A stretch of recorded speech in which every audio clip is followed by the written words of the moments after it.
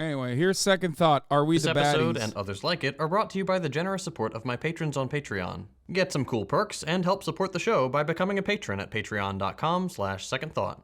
I also recently launched a new channel dedicated to the nuts and bolts of Does it making a give you living as a pause that creative. all of If the that sounds every like Ukraine something flag you'd account is enjoy, now a you can bloodthirsty check it out at the pro-Israel link warhawk? below. No, it's something that I know. It's not because they had a special interest in Ukraine. They're just defenders of American empire. That's it. Like, some people definitely do care about Ukraine, okay? But the reality is, most people that were like hyper pro-Ukraine were simply just excited at the prospect of like America aligning with a moral position that is good. Ukrainian emancipation is correct. Okay? It's correct. That is the correct, objectively correct moral position. Okay? Russia should have never invaded Ukraine. Ukraine should be free of Russian invasion. That is the morally righteous position to have on this conflict. Okay? So every single America lover jumped on the bandwagon to be like, oh, thank God we're finally on board with a war where we're like objectively on the right side. We're the good guys. And I tried to make this distinction regularly where it was like our goals in Ukraine are not the good goals. They're not good goals at all. They're actually very bad goals. We benefit from the continuation of the war in Ukraine. Okay? And that much has been true. You see it. You saw everything that I brought forward. American politicians have openly said about how, Ukraine is simply a battleground for us to destroy our foreign adversary, Russia. Okay?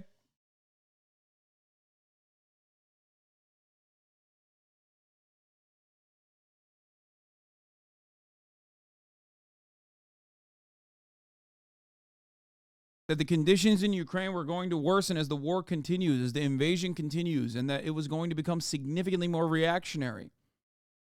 And America's interest in Ukraine is the privatization of state resources, the elimination of any kind of like leftist opposition to a neoliberal administration, making it much easier to just pick apart the entire country and exploit it, while also feeding a steady cache of weapons into Ukraine that otherwise would have gone to Afghanistan, the identical budget size that went from Afghanistan directly to Ukraine.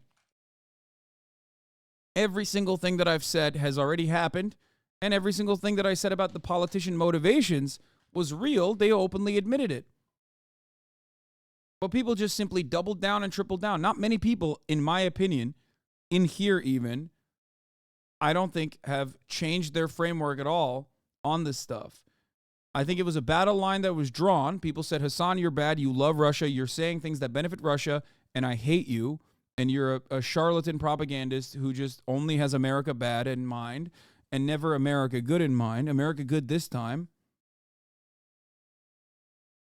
I don't know if there's a single person in this chat still that remains in this community right now at this very moment that will openly state, like, honestly, I was one of those guys who thought, like, you're out of your mind. And now I've come to the conclusion that maybe you weren't. Maybe you were correct.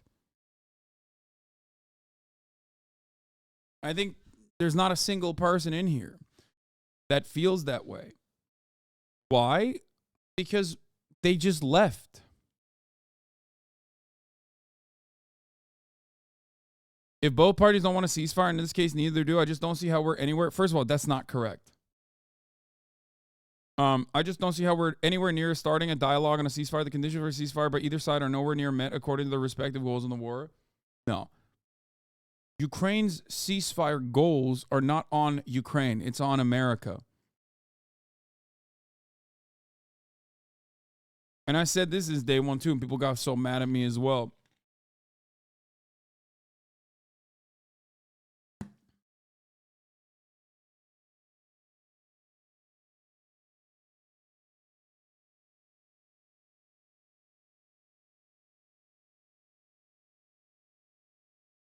Anyway.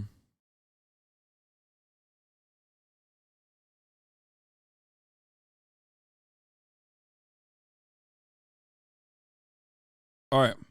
Let's continue. And I've been asked directly, would you do it again? If you give me the same circumstances, I would not hesitate.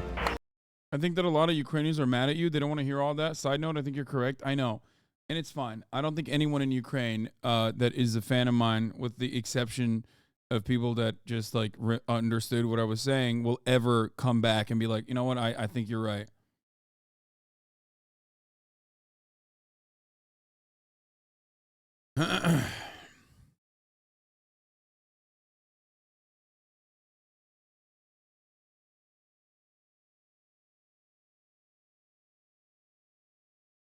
All right, let's watch this.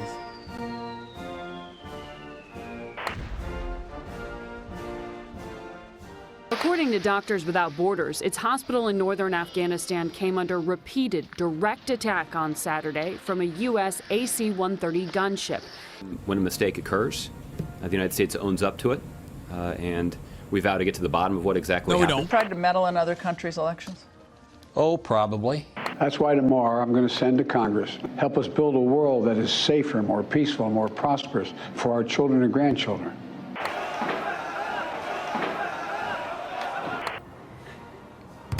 Are we the baddies? Honestly, I could just leave it at that. Not great. Okay, friends, today we're going to tackle a big topic, and one that might make my fellow Americans a little uncomfortable if you haven't grappled with this stuff before. Before we begin, I'd like to offer a quick disclaimer, because I know I'm going to get a ton of misguided comments. I am not anti-American in the sense that most self-professed patriots would use the term. I love the land, I love my neighbors, and as a Texan, you better believe I love Whataburger. I am anti-American in the sense that I do not support the United States as a political project, a nation founded on genocide, theft, and slavery. That's it. All right, click away, brother. This commie's gay, okay? At first, I thought to myself, there's no bisexual lighting. So maybe after he said to me that he's from Texas, I thought maybe he's a patriot. And then I saw that he said he's not a part of the American Global Project, and I realized then, excuse me, there's nothing more American than advocating for endless empire, ceaseless empire, 800 military bases around the world, so that Raytheon can turn profit year after year. Profits that it won't even trickle down to its own goddamn engineers, brother. That's what America is about. America is about $5 jalapeno poppers, okay? And my dick not working because my food is actual garbage. Because, again, big mega corporations that are fancying themselves, they're working on the agricultural production side and also on food, have lobbied the government endlessly to ensure that they cut costs as best as possible and feed me fucking poison. But that's goddamn delicious poison, and I'll fucking kill you if you ever try to take that away from me. America is about me having severe health complications like diabetes and then not being able to pay for my insulin because, God damn it, brother, we got other priorities that never seem to help me out, okay, and always seem to, I don't know what the priorities are, really. I don't know who's really getting helped out. Maybe the corporate bottom line, but there is an America out there spiritually that's dominating, and it makes me feel good. It's all good that I got incredibly high blood pressure and my shit don't work. And I can't go to a goddamn doctor because the last remaining rural hospital is a helicopter ride away. Turns out it wasn't profitable for there to be a hospital there, and guess what? That's goddamn all right because I'm fucking American. I'm proud to be a goddamn cuck. That's what being a patriot's all about, because I can have a gun. And I can purchase that gun at Walmart. And I can have my 10-year-old play with that gun at home because I don't need a lock and key. And when that 10-year-old learns the hard way what guns are really like, maybe he shoots his sister in the face, but guess what? Didn't like her that much anyway. Her vibes were fucked. Okay? And sure, I shot my dick off too one time, but that's all right. I don't need it anyway. The poison I've consumed has already destroyed my penis before I shot myself in the penis to begin with. So, didn't make much use of it regardless, but god damn it, that's what being an American is about. All right, let's get back to this gay comment now. Slavery has no right to exist, and certainly has no right to act as an occupying force all over the world, dictate trade agreements, fund proxy wars and death squads, foment coups, and generally act as a barrier to self-determination and genuine freedom. When people say things like, "you're not patriotic," I find it a little disingenuous, because what could be more patriotic than recognizing your country's flaws and working to build a better society? Anyway, this is a massive topic. There's no way I can even mention all the crimes the US has committed, so I'm gonna leave a bunch of resources in the description if you'd like to learn more. Originally, I was gonna keep this nice and organized and have a few categories with one major example each, but there were just too many to pick from, so let's just dive in and take a brief stroll through the history of the US empire. We'll start at the beginning, with the genocide of the Native Americans. When Europeans first laid eyes on what they called the New You mean the general lie, brother?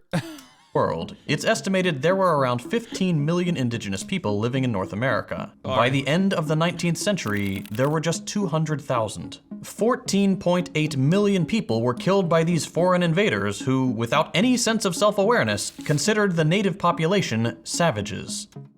Perhaps the most infamous period of the genocide is known today as the Trail of Tears, which lasted from 1830 to 1840. This Excuse me. That seems quite a bit like a peaceful transfer of a indigenous population. Yeah, sure, a lot of people died in the process, but like, I mean, the ultimate goals are like they're away from the conflict, right? Why did the conflict begin? Well, let's not talk about that too much. What you have to remember is the white civilizing force there was just peacefully. Yeah, they were. Yeah, Trail of Tears, tears of joy, brother. That's a good one. Exactly. Yeah, what do you mean? They never specified what kind of tears. They were joyful tears. They were saying, "Thank you, white man, for moving me away from the conflict." This project, initiated by President Andrew Jackson, a war criminal and slavery enthusiast, and approved by the United States Congress, had the explicit goal of removing Native Americans from the land the US was currently colonizing, and relocating them across the Mississippi. The problem was, most of these people didn't want to leave their homes. So, naturally, the US butchered as many as it took until the native population complied. The actual relocation process was incredibly dangerous, and thousands of people died of disease, starvation, or exposure to the elements. Of course, that was of no consequence to the US government. They had achieved their goal: vast new swaths of land to colonize and turn into farmland to be worked by an army of slaves.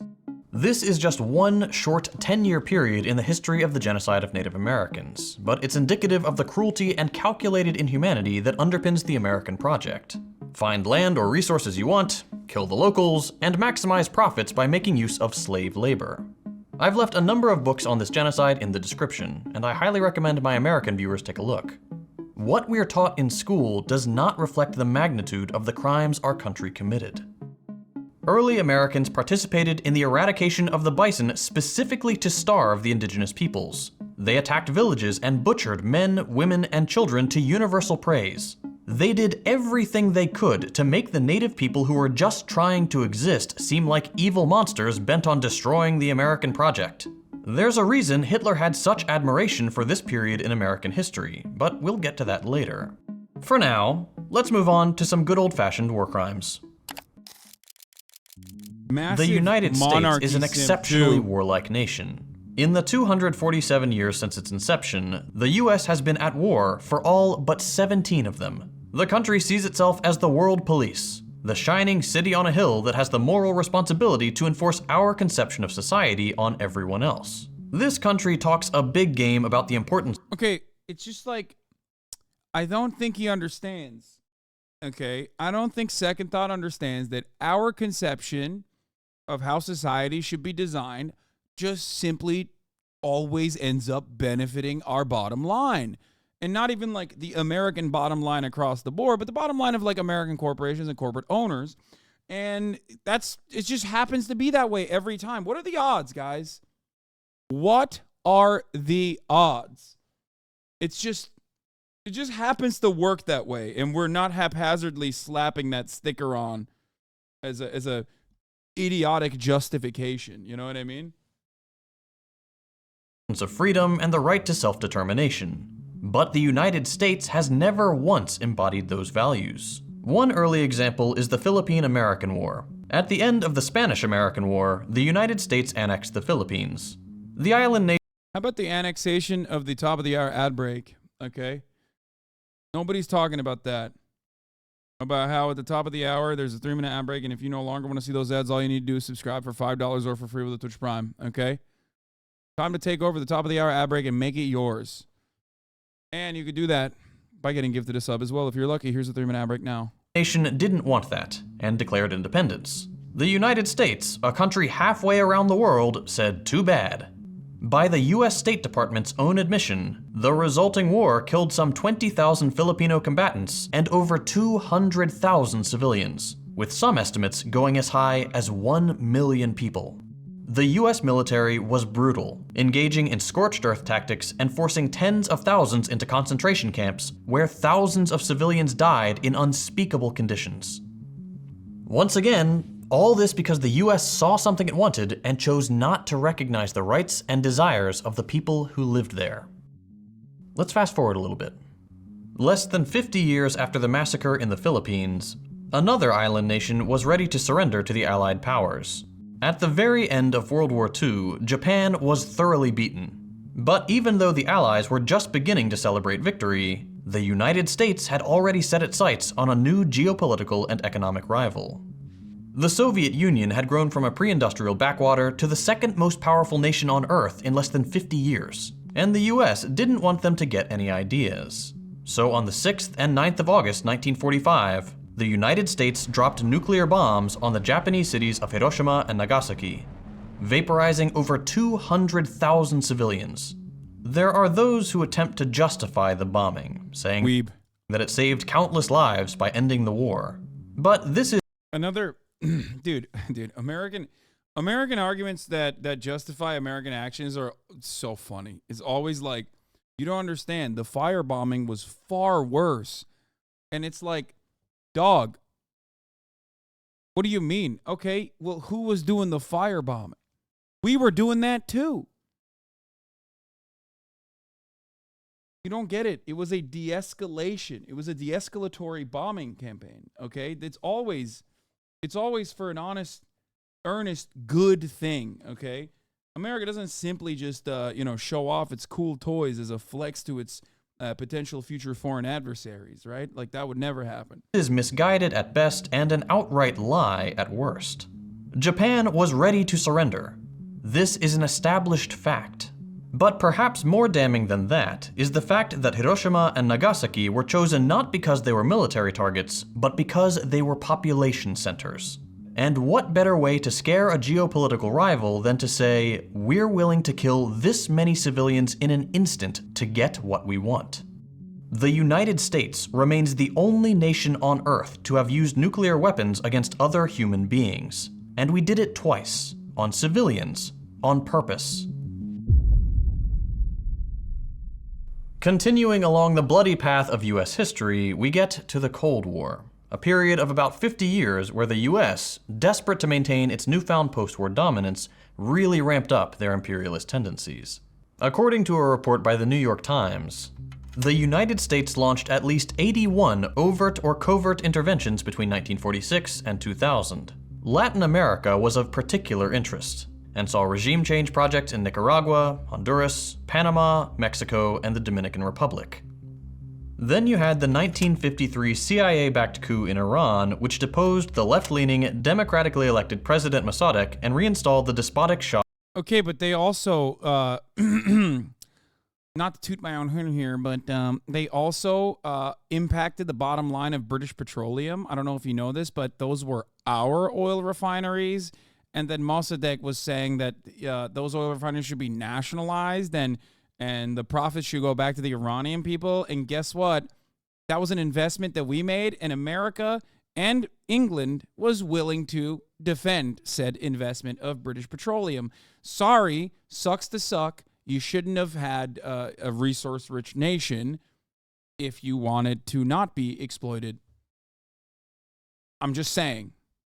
Of Iran. As we'll see shortly, the CIA becomes especially vital to US meddling in this period. Another one of their pet projects was trying to assassinate Fidel Castro, the revolutionary leader of Cuba. They made at least 668 attempts to eliminate the beloved leader, trying everything from poison to gunmen to Looney Tunes-style exploding cigars.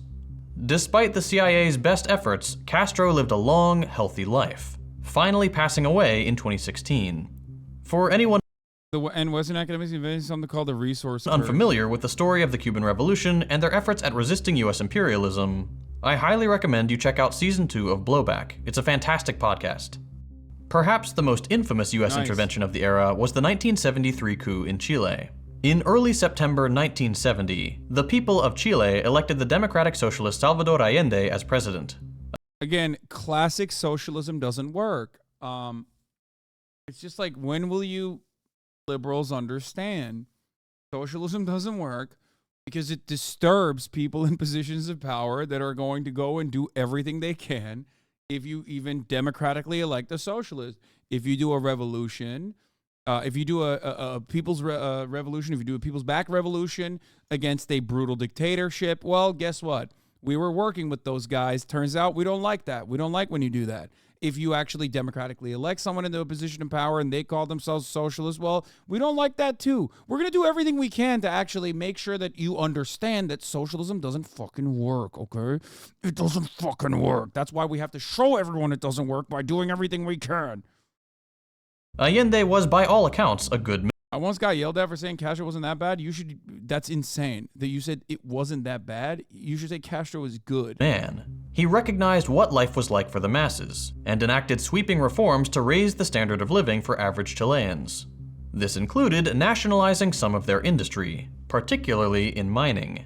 The United States and the late Henry Kissinger didn't like that. A few months before the election, he had said, quote, "I don't see why we need to stand idly by and watch a country go communist due to the irresponsibility of its own people." This was the empire's philosophy in a nutshell. The United States has the right to interfere wherever it wants to secure its interests. And that's just what they did in Chile. Not even a week after Allende was elected, Kissinger had concocted a plan with the CIA to destabilize and overthrow the Chilean government. On September 11th, 1973, the presidential palace was bombed, seized, and after delivering a brief speech full of hope for the future of Chile, Allende Just saying, if they knew what was good for themselves, they wouldn't have done that, right? It's so irresponsible for them to vote for things like that. Took his own life rather than be captured. Here's what he said: "Workers of my country, I have faith in Chile and its destiny. Other men will overcome this dark and bitter moment when treason seeks to prevail. Go forward knowing that sooner rather than later, the great avenues will open again and free men will walk through them to construct a better society. Long live Chile, long live the people, long live the workers." The fascist general Augusto Pinochet, backed by the US government, assumed control of the country, imprisoning, torturing, disappearing, and murdering tens of thousands of Chileans. This reign of terror would go on for 17 years. But the outright violence was only part of the master plan. Shortly after the coup, Pinochet invited none other than Milton Friedman, along with a bunch of Chicago school lackeys, to devise a new economic agenda for the country. And so Chile became the guinea pig for laissez-faire, libertarian free market policy, leading inevitably to economic collapse in 1982. But sometimes, rigging elections and deposing democratically elected leaders just isn't enough. Sometimes, the US decides to secure its interest by fighting, funding, or otherwise enabling devastating proxy wars. As with the aforementioned interventions, the Cold War was the primary factor driving US involvement in places like Vietnam and Korea. We were desperate not to let communism be seen as a viable economic alternative to capitalism, and it was starting to catch on. So the US did what it does best: butcher civilians in the name of maintaining its dominance. US activity in Vietnam cost some 365,000 civilian lives. Massacres, the burning of entire villages, indiscriminate bombing, the use of napalm, white phosphorus, and millions of gallons of chemical weapons that to this day cause birth defects in Vietnam, Cambodia, and Laos. In Korea, what's often referred to as the Forgotten War here in the United States, the US killed between 2 and 3 million civilians. The North lost a full 20% of its population. So it shouldn't come as a surprise that Korea is the Iraq too, we haven't gotten there yet. Don't worry, he's moving there, slowly but surely. Forgotten War. It's not that we've forgotten, it's that our government doesn't like to remind us that they slaughtered millions of people just so capitalism wouldn't have to contend with an economic challenger. But again, in that situation, it's also a American invention. The 38th parallel is disrupted by the North Koreans. Again, another political designation that's just like totally cultivated to fit America's needs. So, you know. If you'd like to learn more about the Korean War, check out Blowback Season 4. And these are just two of the more well-known proxy conflicts during the Cold War. But there were many, many more, and they remain a favorite tool of the US empire to this day. The funniest parts about that is that, like, well, with the exception of, I guess, Korea, which many people don't even talk about, every single thing that he's mentioned, even like the prevailing liberal attitude now, because we are so far removed from it, is that it was actually bad. That's why I talked about this quite extensively when we were talking about Henry Kissinger, if you recall. Like, the liberal position is always like, yeah, everything we did in the past, sure, that was bad. Okay, I will give it to you. That wasn't good. But what we're doing right now, which is identical to everything that we did in the past, right now, that's good. We have to do that. Always. And if you go against that and go, hold on, maybe we should just dial it back a little bit and really assess, then your politics are just America bad. That's all it is. Your politics are only America bad. Have you, have you considered that maybe America good? Have you considered that maybe like the people that we are bombing they hate gay people, or they have really horrible conditions. They have really horrible workplace safety violations. You know, they don't have good labor unions. And a whole bunch of stuff that I've also made up now because I can do that, because who's going to check? There's no coverage in the living conditions of the people on the ground. But we can't talk about war crimes and civilian liberals hate every war but this one, love every civil rights movement but this one. Casualties without talking about the Iraq War. Today, 20 years after the start of the so-called War on Terror, it's no longer controversial to say that the Iraq War was started based on a lie. This is a well-established fact. Anyone who tries to say otherwise is either in complete denial or is acting in bad faith. For the younger viewers in the audience, the United States made a big show of saying they had proof Iraq possessed weapons of mass destruction. They did not. And so, based on false testimonies that served the interests of empire, the United States invaded Iraq and occupied it for years. What was once a vibrant, thriving nation was obliterated in what were called shock and awe campaigns. The US military targeted communications, electricity, vital infrastructure such as roads, bridges. The Iraq War is the perfect example of like how ridiculous this is, because the guys who did it 100% were talking about how we must do it over and over again, okay? Dick Cheney and the like, for years before we actually invaded, for a multitude of different reasons, okay? And like still to this day, the defense of it at the time and still to this day from the reasonable foreign policy blob was that, well, you know, Saddam's actions against the Kurds in the country were unimaginable. They were really horrifying, and there's truth to that, for the record, right? Historically speaking, there was so much that Saddam had done. He's a bad guy. What are you, defending Saddam? And it's like, brother,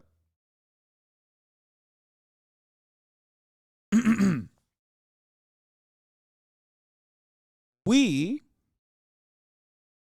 did infinitely worse to Iraq than Saddam could have ever imagined.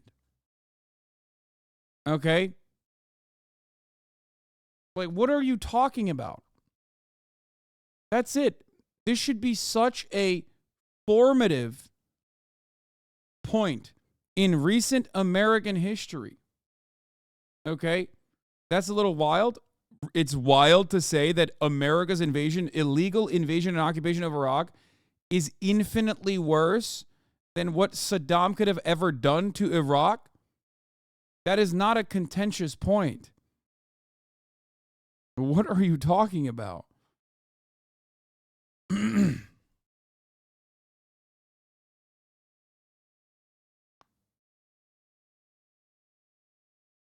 This is the problem. Why were libs so anti-Iraq war at the time? Was it just Bush? I don't get it. Yes. There was still the remaining factions of like anti-war liberalism that were anti-Bush. And Barack Obama's administration absolutely destroyed that. Because Obama came in on an anti-Iraq war slant and then did the surge. And when you do that, and this is something I talk about all the time, liberals calcify the reactionary agenda. Liberals normalize the reactionary agenda. Okay? People yell when George W. Bush, a reactionary Republican, is engaging in war, and then a liberal comes in. Nobody was anti-war Iraq war at the time. It was like 90% support at the beginning. That is also, I mean, what you're describing is not dissimilar to the origins of the anti-Israel's genocide of Palestinians. Okay? I hope you understand that. There were still absolutely, and you're saying for the record I was anti-war at the time, there were still absolutely voices and protests all the time, all over. They were just not getting coverage. There was no consideration for it. Every single person that actually stood against the invasion of Iraq were considered anti-American, terror lovers, terrorist supporters. I mean, that's it. Yeah.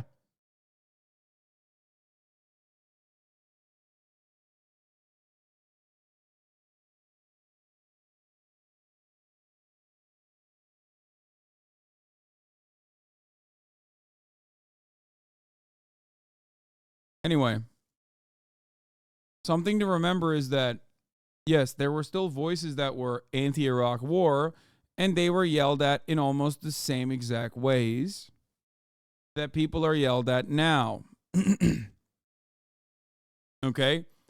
But one thing I will say, however, is that there absolutely was a faction of like diehard Democratic Party voters, right, that were unironically anti-war.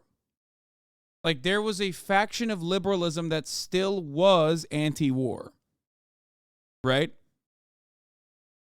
And very quickly, the anti-Iraq war momentum grew, which, as you also are correctly pointing out here, because there was a faction of anti-war liberalism still.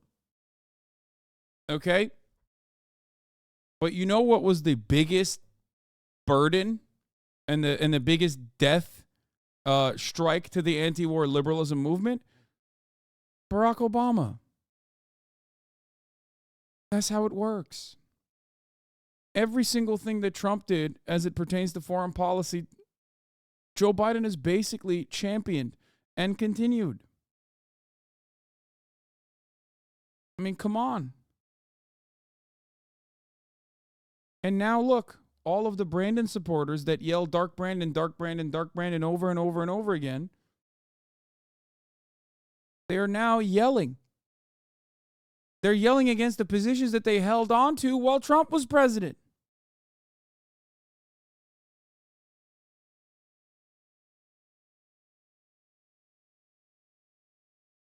And water treatment facilities. Anything they could do to inflict maximum suffering. Over the course of the war, the US killed at least 1 million Iraqis. But beyond the evil of starting the war under false pretenses was the even more unspeakable evil of Abu Ghraib. This secret prison was operated by US personnel who engaged in torture, sexual assault, and other war crimes. I can't even show the unblurred images here, but I'm sure you recognize this is like the most recognizable one. Some of them just from the silhouette. That's how infamous this prison was. As with everything else in this video, there are links in the description to learn more. And of course, Blowback has a season on the Iraq War as well. Heck, at this point I've mentioned almost every season, just go listen to all of them, they're great. Before this video gets too long, it's important we also address one of the crimes the US is currently committing. Over the last few months, the Israeli occupation has drastically ramped up its genocide of the Palestinian people, using a surprise attack by the Palestinian resistance as justification. To be clear, this violence did not start on October 7th. The Palestinian people have been subjected to brutal colonial cruelty for the past 75 years. It's not a complex issue. If you don't feel confident enough to take a position yet, that's perfectly fine. I would just ask that you educate yourself on the subject, because this is one of those issues where people decades from now will look back and say, how did decent people watch this happen and do nothing? I'd recommend you start with Ilan Pappé's book, The Ethnic Cleansing of Palestine. He's an Israeli historian, so there can't be any accusations of pro-Palestinian bias there. Just be warned, it's a harrowing read. It doesn't matter. I've talked to people that claim Ilan Pappé is akin to, oh my God, depending on what level of Zionism the person is operating on. I've talked to people that compared Ilan Pappé to like, what's his face, to like a Clarence Thomas or the guy Clarence Thomas, it was, fuck, what's his name? God damn it. Sowell, Thomas Sowell. Thank you, Chatter. Like, oh, it's like asking a black person to read Thomas Sowell.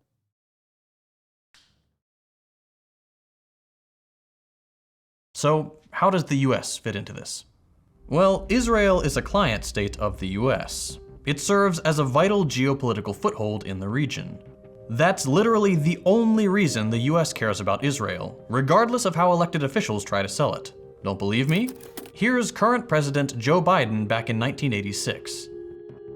There's no apology to be made. None.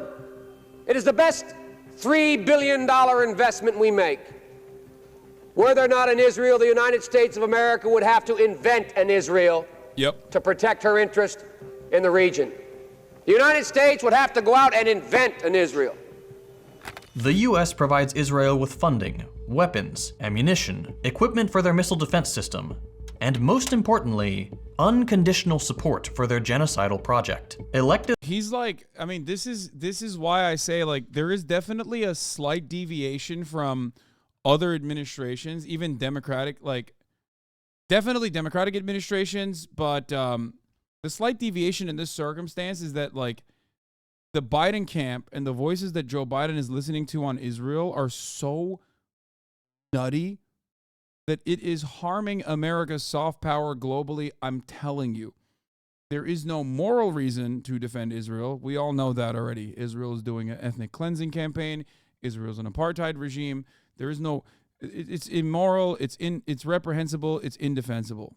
Fine. But it's also not even pragmatic if your goal is to reinforce American dominance. Or it's not even pragmatic if your goal is to get reelected.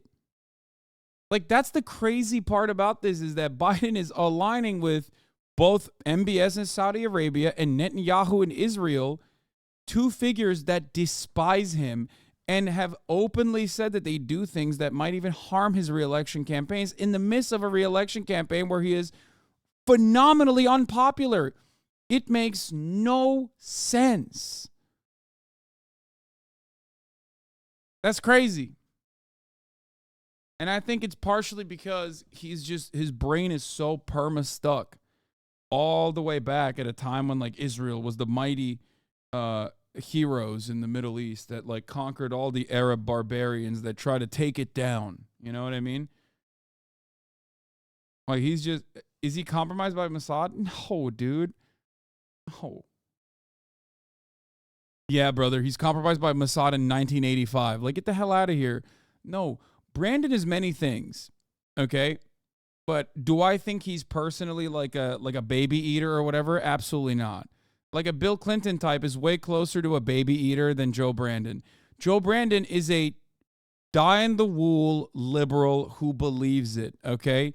I think he is literally, he's always positioned himself as like the middle ground Democrat, but he, I think, genuinely believes in a lot of the things he says. Because let me tell you why, okay? Let me tell you why I think this way.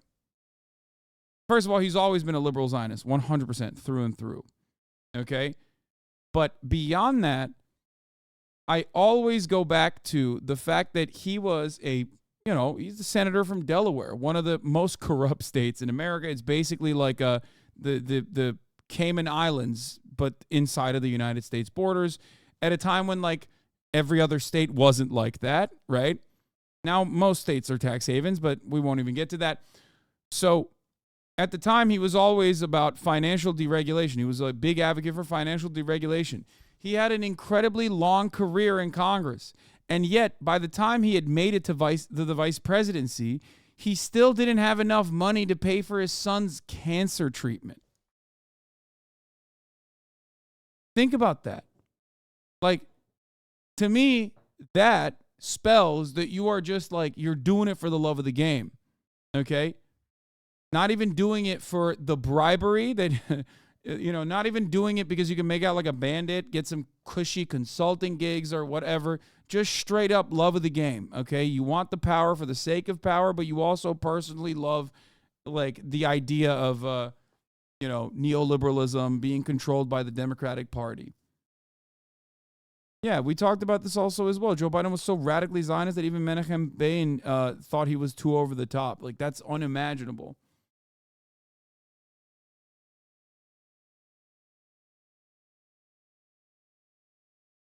Wrong. That's love for the country, brother. Sure.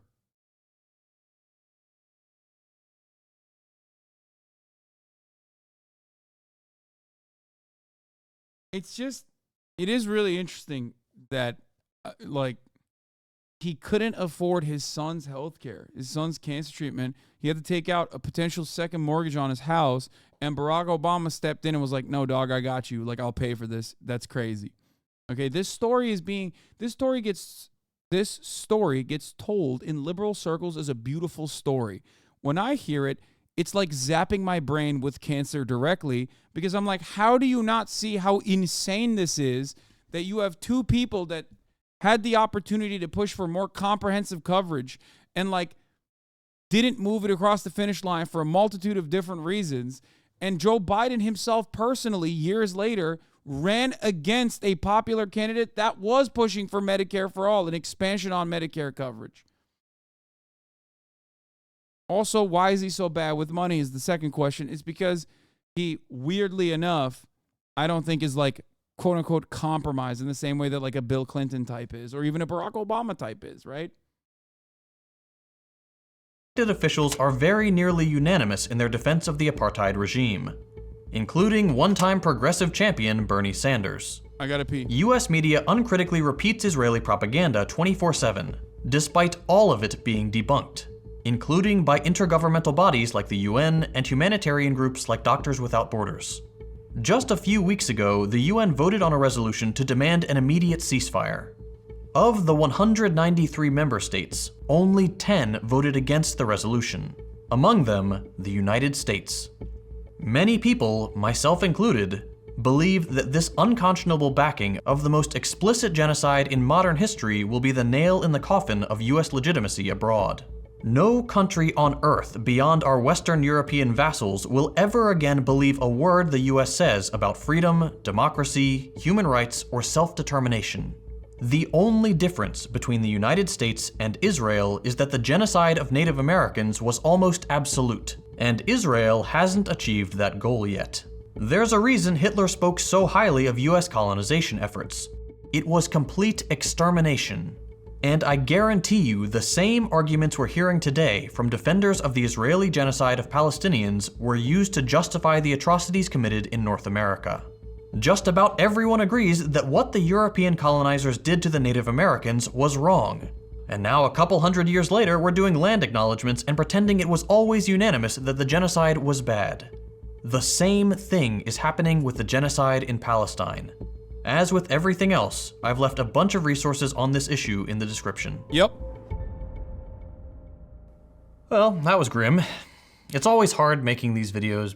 The answer is yes, we are the bad guys. But you don't have to be, okay? That should be your takeaway from this. Is that while America are the bad guys, you have the choice and the decision to be on the right side of history. Okay? And you can do that. We all have that power. I personally believe that I do that every day. Okay? And plenty of you in this community also do that every day. This does not mean that you hate Americans. This does not mean that you hate America as a concept. That's why I live here. This is something I mention all the time. I used to mention it way more frequently. Okay? People love saying, Hassan, you fucking hate America. And it's like, listen, I'm profoundly fortunate. Okay? I'm so goddamn fortunate that I had an affluent beginning so I could actually come to America with ease. And even then, there was still a lot of hardships associated with that in comparison to a person who was just simply born here. I chose to be here. Okay? I worked to be here.